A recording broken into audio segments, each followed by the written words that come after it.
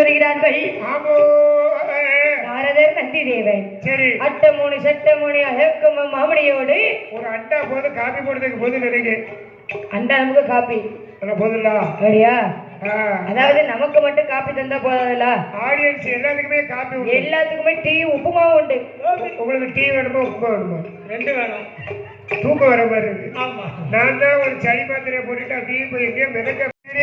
அந்த ஆதிவெள்ளி கைலாசத்திலே அழகுடனே குழந்தை வருகிறார்கள். சரி, அந்த மாமா உங்களுக்கு ஐஸ் வேண்டாச்சு. அதுக்கு மாமா இனி என்னெல்லாம் செய்ய போறாரோ. அப்படி பார்க்கடல் என்னதிலே சரி பச்சமாலும் லட்சுமியும் பௌசரனை குழந்தை வருகிறார்கள்.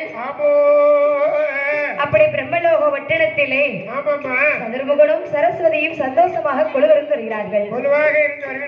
அப்படி அமர்லோக வட்டணத்திலே இந்திரனும் இந்திராணியும் இன்பமுடனே குழுவிருந்து வருகிறார்கள். அப்படி ஆதிவெள்ளி கைலாசத்திலே அழகுடனே குழுவிருக்க, அதாவது ஆண்டவனாகப்பட்ட சிவபெருமான் எறும்பு முதல் யானை வரை 84 லட்சம் கோடி ஜீவராசிகளை படைத்துள்ளார்.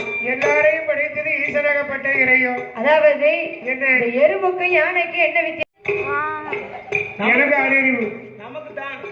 அதான் தத்தா, மனிதர்களுக்கு 6 அறிவுன்னு சொல்லுதோம். சில வேர்களை பார்த்தா 5 அறிவு இருக்க மாதிரி இருக்கு. இன்னும் சில வேர்களை பார்த்தா 4 அறிவு இருக்க மாதிரி இருக்கு. 4 அறிவு உள்ள மனுஷனை வச்சு வீட்டுல கஞ்சி ஊத்த முடியுமாக்கா? ஊத்த முடியுமா?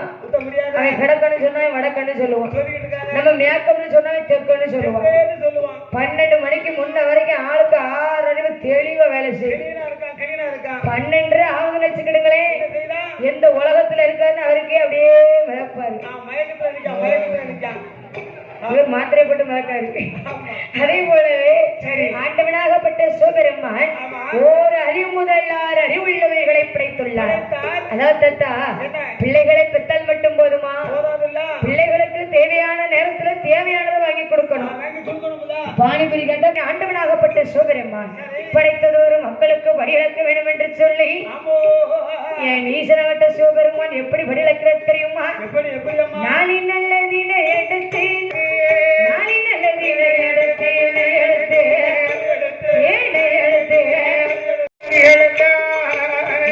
நாடு எங்கும் வடியழந்தார் போர் போர்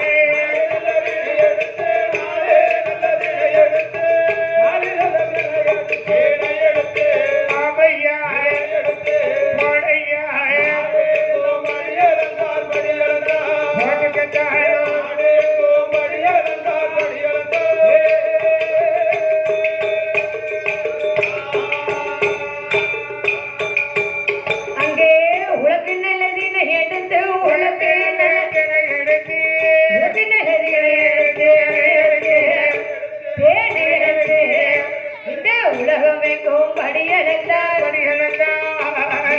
உலகமெங்கும் படியடைந்தார்,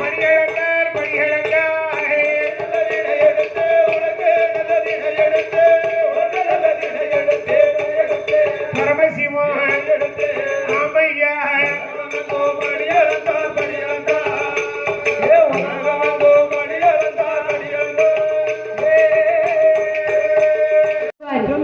அப்ப இந்த அம்மா சொல்லுவா, ஆமா இவருக்கு அணியன் தெரியும், இவரு 5ஆம் கிளாஸ் பேரு, உமக்கு நான் தலைவியா இருக்க போறாமையா, நீ சொல்லுறத கேட்பேன் நினைச்சிட்டு இருக்கிறா அப்படின்னு பேசுவான். அந்த ஐயா சொன்ன மாதிரியே 8 பேர் 8 மாசம் கரெக்டா கட்டுவா.